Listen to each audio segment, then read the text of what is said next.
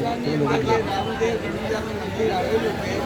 ત્યાં આગળ દર સાલ ઉત્સવ આ રીતે ઉજવાતો હોય છે અને સંઘો પણ ચાલતા હોય છે. આજે તમે જોઈ શકો છો અહીંયા તે રેજલપુરનો સંઘ કે જે દર સાલ અહીંયા આવે છે. ગઈ સાલ પણ આવ્યો હતો અને આ સાલ પણ એમની મુલાકાત થઈ. આપ શું કહેવા માગો છો સાહેબ આ સંઘ વિશે? તમારા કેટલા ટાઈમથી અને કેટલા વખતથી આ સંઘ આવે? આ સંઘ અમારા છેલ્લા 5 વર્ષથી ચાલતા આવે છે અને રામાપીરના દર બીજના દિવસે આવે છે.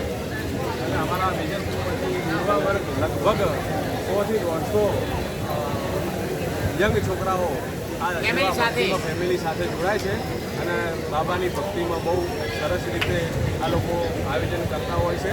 અને બાબાની મહેરબાનીથી બધાના ધંધા રોજગારમાં પણ સરસ સારી રીતે દર્શક છે.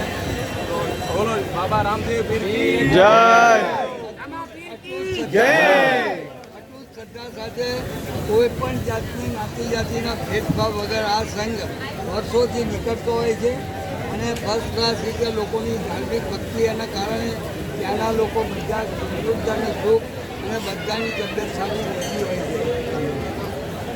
રમેશભાઈ પટેલ, રામદેવ ન્યૂઝ 47. આપણા ધારાસભ્ય આવે છે હમણાં સાહેબ આવા છે.